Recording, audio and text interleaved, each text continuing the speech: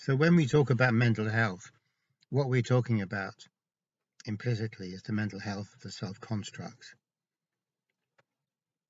which is a different kettle of fish entirely from what we could call our genuine or intrinsic mental health. Because the mental health of the idea that we have of ourselves is necessarily opposed to the mental health of who we actually are. To promote the idea of who we are is to deny the truth of who we are. Only, of course, we don't see it like that because it never occurs to us that the idea or statement about who we are should be so very different from the actual truth of the matter. It never occurs to us that they aren't the same thing. We're so very used to believing our thoughts. We don't see our thoughts as an extreme oversimplification of reality that's useful enough, but in no way can substitute for reality. So that's a very big cause for confusion and for our activities, much as we would like to promote good mental health, actually backfiring on ourselves. So there's a very stark difference between these two possible ways of looking at mental health. The first way is where I look at mental health as being the ability or capacity of the ego construct to assert itself, is entirely based on illusion, since what the ego construct is asserting is an illusion. It's an illusion because the ego construct is asserting, I this, I want that, I, etc. I like this, I don't like that. That's an illusion because there is no I there. The I is not the ego construct. So fundamentally, there's an illusion there.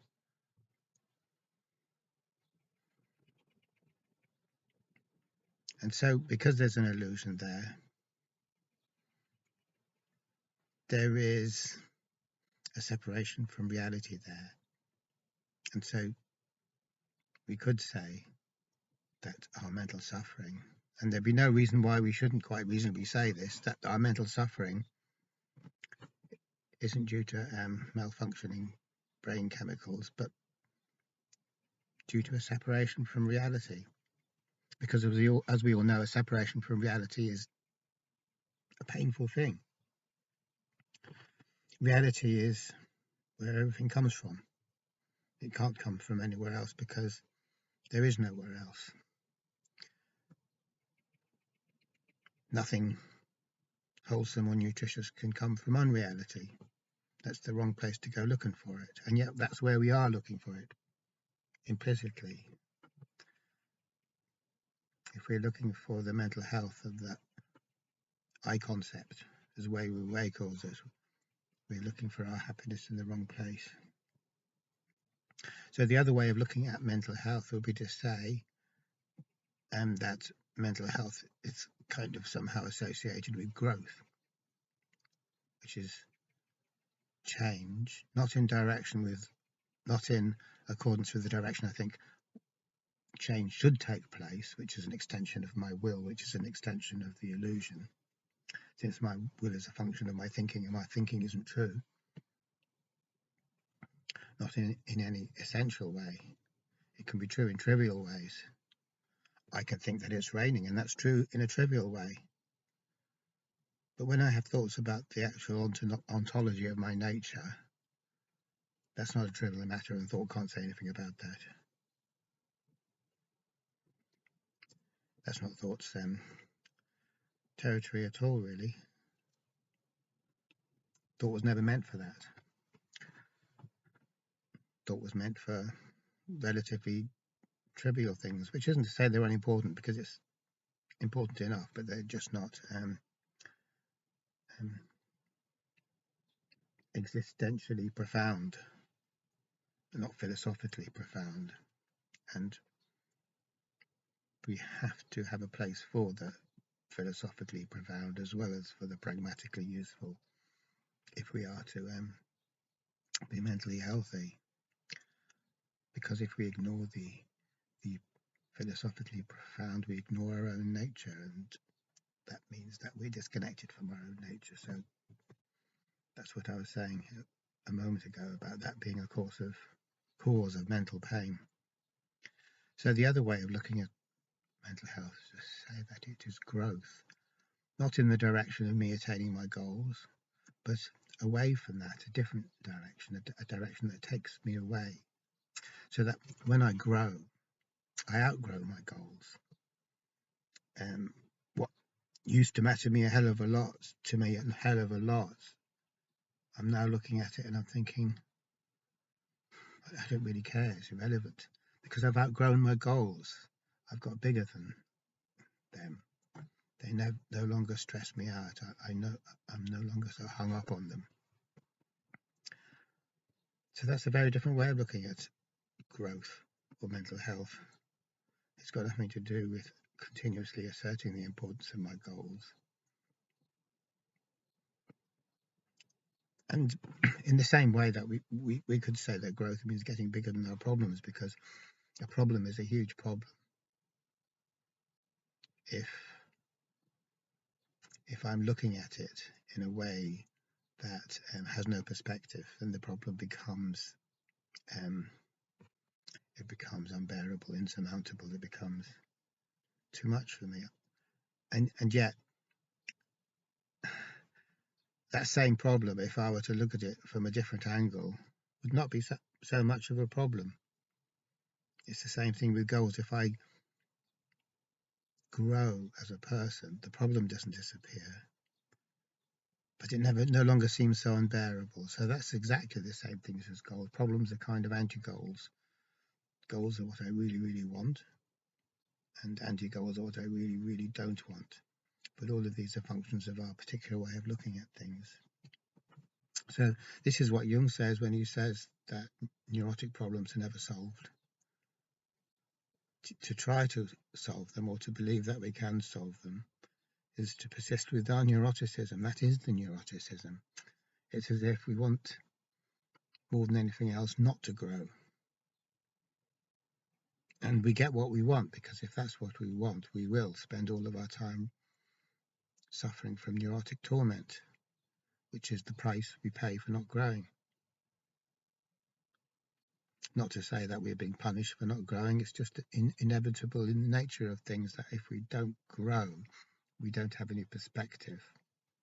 And if we don't have any perspective, we are going to be oppressed by trivial things that would be seen as trivial if we did grow. And that's inevitable. It's not a moral judgment that we have to suffer because we're refusing to grow. The thing about growing is essentially, therefore, that we're no longer taking our game seriously. And I can't remember who says it, but someone says that what we kind of, that the essence of the matter is that a fool will get excited by nothing at all. The stupidest thing, and that'll excite us when we're a fool. The slightest thing will demoralize us and crush us when we're a fool. So then we could say, well, what's the answer? Is the answer for the fool to get clever at controlling things and maneuvering so that the fool can get rid of the things that dismay it and continually achieve and attain the things that it gets excited about? Is that the answer? And we could ask that question in all good faith. It's an excellent question to ask. But when we do get to the point of actually asking it, we can't help doubting it at the same time, because There's something very undignified about it. The more dignified thing would be to no longer be excited about the stupid things, either in a positive excited way or a negative excited way, but instead just kind of have a lighter approach to them, a more humorous approach to them, and that lighter, more humorous approach comes about as a result of outgrowing our previous idea of ourselves and not taking seriously what we used to take so seriously. So it can be seen that when we have a psychostatic model of mental health, this is a profoundly undignified business, and it has nothing to do with growth. It's undignified, and it'll never ever work, because it can't work, because the only way ever to obtain relief from these neurotic problems that are tormenting us so much is to outgrow them. That's the only way to get relief from that suffering. And yet we don't want it. Well, we do want relief from our neurotic suffering, but we don't want it in that way. We don't want it by growing. Somehow growing is even worse. It's an even worse thing than suffering, which is a strange thing to consider. We'd do anything rather than grow, in effect. And the reason for that is to do with this business of games, that when we outgrow our games, the games are no longer meaningful. And we've got to find something else to do. When you outgrow your game, you've got to look around you and maybe actually engage with life, which is not a game. Life is not a game because it's not our own projection. And it's not about right answers and wrong answers and good and bad and pleasure and pain. All of that is the game of the ego construct, which persists in playing that game forever and ever. And the reason the ego construct persists in playing that game forever and ever, or would if it could, is because that's the only way it gets to exist. The ego construct only gets to exist by playing the ego construct's game. So when, going back to what I said a minute ago, when we grow beyond our games and we start scratching our head and thinking, what am I going to do now? The game no longer seems so interesting to me. In fact, it seems rather appallingly futile, mind-numbingly futile and toxic.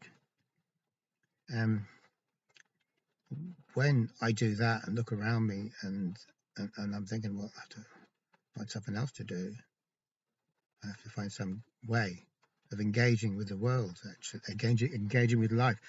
Then that is the end of the ego construct. The ego construct isn't in that, because the ego construct, as soon as I start taking an interest in life as it is, not my version of life, or not my private game that I'm playing, that's the end of the ego construct. That's growth. So really, we can see that the ego construct is calling the shots here, which is odd, because the ego construct isn't who we are. So here's something which isn't who we are, calling the shots, and we're having to dance to its tune. We're having to do it at once. And yet not only is the ego construct not who we are, it isn't anything. It's not who anyone is, or it's not who anyone ever could be. It's a fiction we made up. It's a game we started playing and couldn't stop playing. So the reason we're stuck in this situation of non-growth is because of this fiction that we made up, that doesn't exist and that isn't us, getting to be in a position of dominance or power over us so as to control us.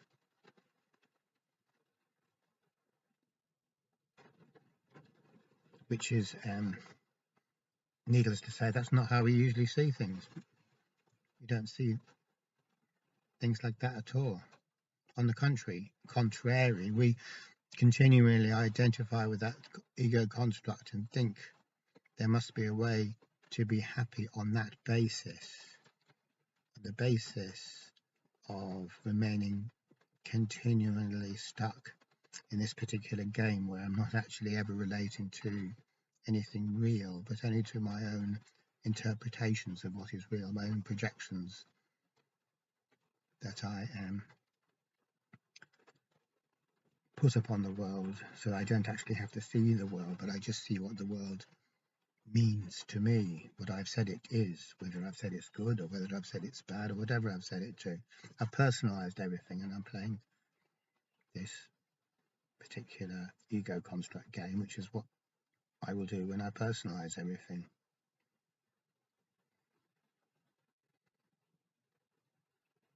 So there is this interminable, insoluble suffering that comes about as a result of that.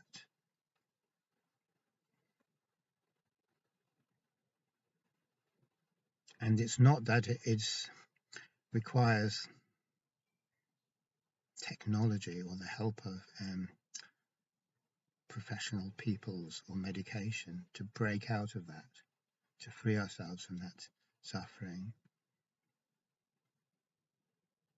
It's just that what is required is for us to outgrow the game. Only the thing about that is that we're also very invested in the game. The whole of society is invested in the game. The whole of society is that game. That's what makes it up. That game of the ego construct multiplied 10 million fold. And our healthcare systems are that game. And we're all invested in that game, even though we won't admit that we're invested in that game.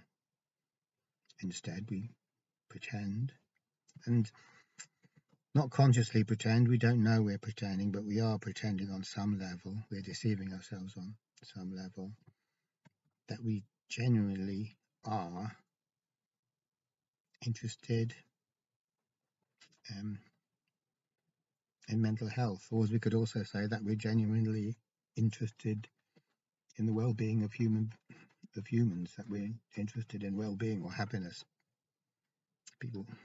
We all say we're interested in happiness. Of course we do. Who the hell would say they're not interested in happiness? Or what healthcare profession would say, well, I'm not really interested in the happiness of my clients or patients, or whether they have a meaningful life or not. Of course we're not going to say that. But we're not. Human beings, as we normally aren't interested in freedom. As your man who wrote Fear of Freedom says, that freedom is the last thing we want, because freedom really means freedom from the ego construct, freedom from the illusion. And in the same way, we could say that happiness is the last thing we want, the very last thing we want, as long as we're being controlled by this I concept. Happiness is the very last thing we want, despite the fact that we go on about it so much, and despite the fact that ostensibly all of our activities seem to be orientated towards obtaining it, which of course they're not really. They're orientated towards obtaining pleasure, which is the same thing as being orientated towards pain, because it's the same thing as being orientated towards perpetuating the ego construct. But we're not interested in happiness. That's insincere of us to say that, because if we were interested in happiness, that would be the same as saying we're interested in finding out what's true. And that would mean that our consciousness is no longer captured by the game. So we aren't curious about what's actually true. We're just interested in playing the game. And there's no way we could ever know peace of mind or experience some kind of genuine meaning in life whilst playing the game at the same time, because none of that stuff is in the game. None of that stuff can be in the game. That kind of stuff can't be in games. That kind of stuff isn't to be found in games. It's to be found in reality. The only thing to be found in games is pressure or coercion, kind of a state of drivenness. We're driven to seek what we think is going to help us, but which never does. So we're like hamsters on a wheel.